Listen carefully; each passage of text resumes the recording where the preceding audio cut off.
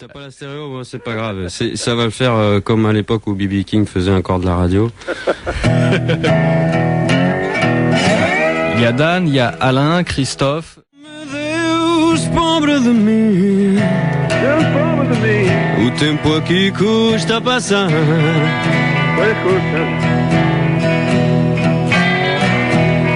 Tanto tempo até que enfim já está na hora de abalar.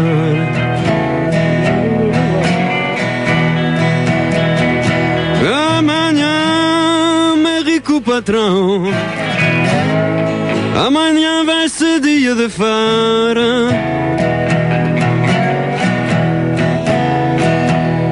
Olha a minha demissão, Rui.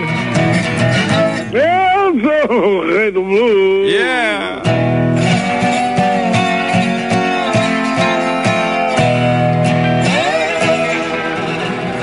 Yeah.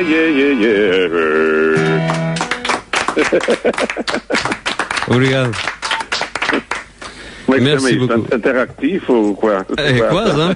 Téléphonique.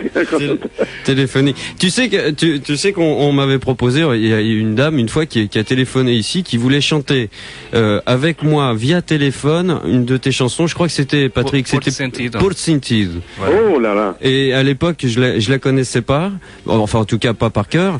Et depuis, je la chante ici régulièrement. Depuis qu'elle m'a, je me souviens plus du nom de la dame. Je crois qu'elle est chanteuse de fado ici sur Paris. Et qui d'ailleurs sort un disque prochainement, hein, dans une très belle maison de disques, hein, pour la petite histoire. Eh ben, oui. Et si tu voyais ce qui se passe pendant que tu es de l'autre côté pendu au téléphone tout bêtement, bah il y a des gens qui jouent, tu l'auras compris, mais il y a aussi une fusion qui vient de se faire spontanément. Et ça c'est tout le mérite du live des musiciens qui généreusement viennent. Ce soir on a des grands comme tous les mardis. Et Alain, c'est fantastique. Moi ça me fait drôle de voir des gens comme Alain, comme Christophe et tous les autres qui se mettent sur un morceau comme ça et qui, voilà, le feeling fait bien les choses. Hein. Oh oui, c'est international, universel, langage, non? Moi je trouve que c'est universel des langages, c'est la musique. Il n'y a pas une chose plus universelle que ça. Qu'est-ce qu'évoque pour toi le blues au départ et pour vous tous qui êtes là, Alain, Dan, Christophe? On parle beaucoup des nouvelles musiques maintenant, des fusions, de la transversalité des esthétiques musicales, que sais-je. Mais le blues au départ, cette grande marmite, c'était quoi pour vous au départ? Écoute, moi, je peux te donner mon sentiment, enfin mon feeling là-dessus. Pour moi, le blues, c'est un truc que j'ai toujours entendu et écouté un peu en filigrane de toutes les musiques que j'aime vraiment. Le blues est toujours derrière, c'est-à-dire que j'ai commencé avec les Beatles et les Rolling Stones, et il y avait du blues derrière, c'était grâce au blues qu'ils étaient là. Oh, bien sûr. Après, je suis passé à Elvis Presley et tout le rock'n'roll américain des années 50 que j'ai découvert, et le blues était là. Après, j'ai découvert la gospel music que j'adore, que je collectionne. Et donc, ce que je veux dire, c'est que j'ai jamais vraiment moi écouté du blues. J'ai dans ma discothèque beaucoup de disques de blues, mais une musique peut pas me séduire si elle a pas du blues en elle. Tu vois? Moi je dis toujours, t'aimes pas ce chanteur-là? Je dis non, je sens pas le blues derrière. Il a pas de trip, il a pas de blues. Donc c'est comme ça que moi j'appréhende le blues, et c'est comme ça que je l'aime, quoi. Évidemment, un bœuf comme ce soir, et puis avec des potes sur scène, allons-y, quoi. Ça, c'est le blues est le véhicule parfait pour ce genre de rencontre. C'est vraiment un langage commun aux musiciens, et ça permet de faire ce qu'on a fait ce soir, par exemple. Ça moi je trouve que c'est un grand moment, tu vois. Tu sais quand il y a une jam session, comment est-ce qu'on appelle en français jam session? Un bœuf. Faire un bœuf, oui, bien sûr. J'ai oublié. Même avec les musiciens de jazz, quand ils se rencontrent dans un bœuf, c'est toujours le blues. Oui. Qui vient, ouais. C'est pour la musique qui unisse les musiciens, ce sont les blues. Il y a ceux qui savent le jouer, il y a ceux qui ne savent pas. Alors, les jam sessions, c'est comme ça. Mais toujours le blues. Je compare un peu le blues avec au fado. Hein. C'est une espèce de sentiment. Les paroles sont toujours sur les choses de la vie, les femmes, le whisky, les choses pas très bonnes. Et toujours une dose d'improvisation c'est que j'ai appris à jouer de la guitare en improvisant sur les blues. Hein.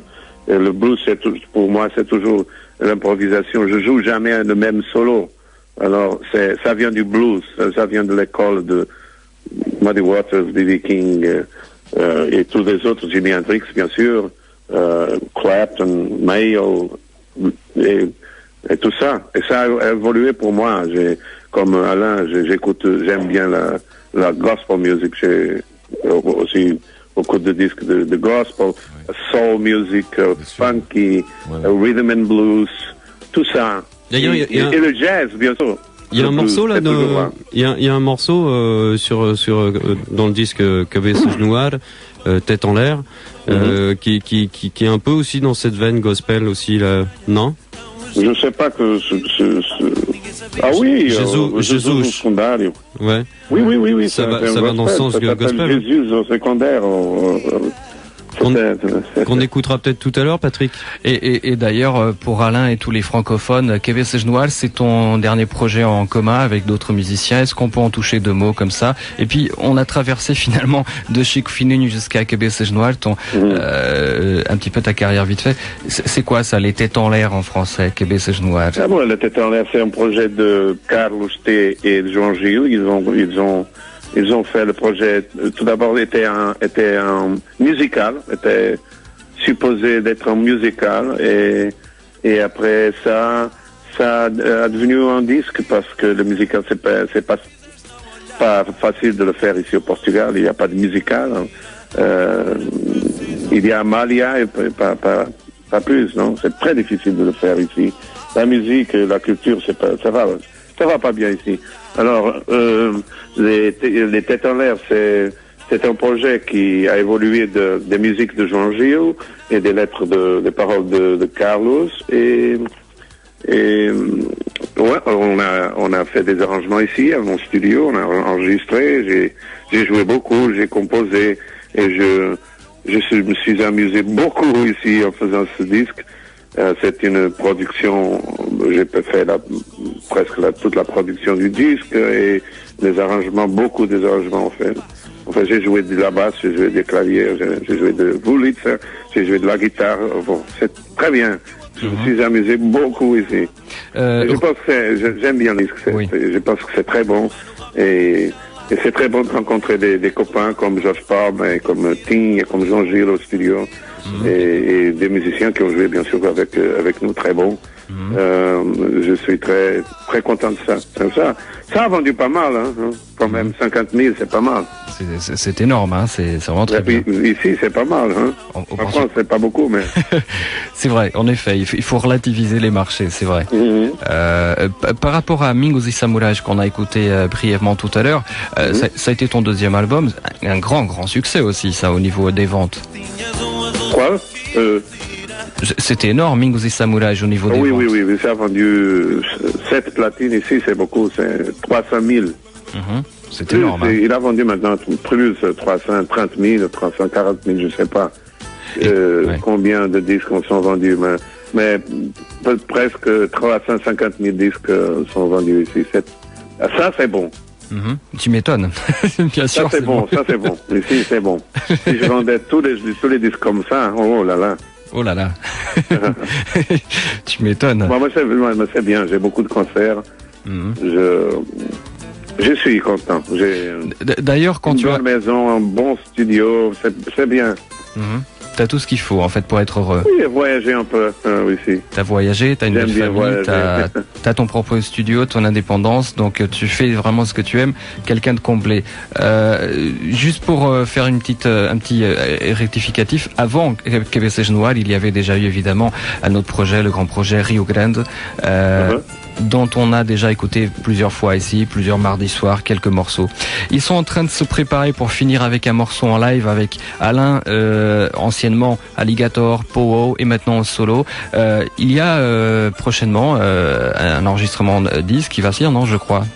C'est pas, on y travaille, mais c'est pas encore l'actualité brûlante. Là, en fait, pour l'instant, c'est les concerts. C'est les concerts, donc c'est tourner les morceaux, les nouveaux sur scène. Ouais. Donc d'ailleurs, vendredi prochain, le 14, si je peux annoncer le concert. Ça se passe à la salle Gendarme, c'est au 17 de la rue Léopold Bellan à Paris, métro Sentier. Super. Voilà. Et aussi, je voudrais dire une spéciale dédicace à des amis originaires de votre beau pays. Le 25 avril, on est à la MJC de Sens, et c'est un copain qui s'appelle Arca qui chantait il y a quelques années dans les Matadors, qui était un groupe composé uniquement de rockers du Portugal, enfin d'origine du Portugal, et qui vivent à Sens. Donc c'est lui qui organise ce concert et qui fait beaucoup pour la musique là-bas. Il organise un festival chaque mois de septembre. Voilà, et il est super dynamique. Où ça? À Sens. Sens, À Sens, hein. tu vois, c'est à peu près 100 km de Paris. Je connais pas. Tu vois, et ça fait 3 ans qu'il organise un super festival dans la cour de la cathédrale. Ah oui? Avec des gens vraiment très très bien, quoi. Voilà. Donc, on va faire une petite chanson qu'on va lui dédier. Et à toi aussi, Rui. Super. Et c'est un morceau qui s'appelle Assassin. Et j'ai adapté un vieux gospel des années 60 qui parlait de l'assassinat de Kennedy. Et j'en ai fait Assassin, voilà. Alors, Alain, pour te rattraper un peu, Rui, si je puis dire, c'est la voix basse, la voix grave de Pow Wow a cappella, mais il a aussi ses compos à lui, ses inédits qu'on se régale à écouter ce soir, entre autres. Et on va peut-être se faire un petit quelque chose pour finir comme ça. Voilà, il j'ai est beaucoup présent. envie de C'est ça. connaître Pow Wow. J'aime bien les groupes a cappella. Ce groupe-là, Voz de Rad, c'est très très bon. Ils sont tous de Porto. Tous de Porto et tous mes amis. On a joué plusieurs fois ensemble. Ils ont chanté sur l'album... L'album hommage, les 20 ans de carrière. Lado Lunar. Ah oui, exactement. Et Ils ont chanté une chanson qui s'appelle Fado Pessoano, exact. qui est une chanson piano, voix et des voix de la radio. Il s'appelle des voix de la radio a cappella, faisant le chœur. Bah, faut que t'écoutes alors, Pow Wow, et faut que t'écoutes surtout Bien Alain. sûr. On t'enverra un disque alors. Voilà, on va faire un échange hors antenne, de bons procédés. Déjà, la moindre des choses, c'est de renvoyer les liens des sites de tout un chacun. C'est ce qu'on fait. On a fait la dernière fois avec Antonio Ribeiro et tant d'autres. Et on va le faire avec le tien. Et aussi échange, qu'il y ait un suivi et que ça soit pas juste ponctuellement ce soir, mais qu'il y ait un suivi, car ça vaut vraiment le détour. Il y a des talents. Et ces fameux crossroads, ces carrefours, il faut qu'il y ait un suivi. Ça mènera toujours quelque part. Quand vous voudrez, messieurs, les micros sont à vous, rien que pour l'auditeur, et Rouille au passage. Bye bye.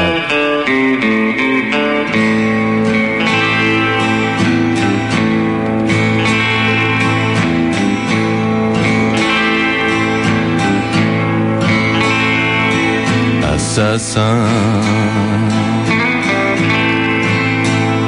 à la fenêtre, tu le tiens dans ta lunette, à ta merci. Tu attends qu'il s'arrête et tu appuies sur la gâchette.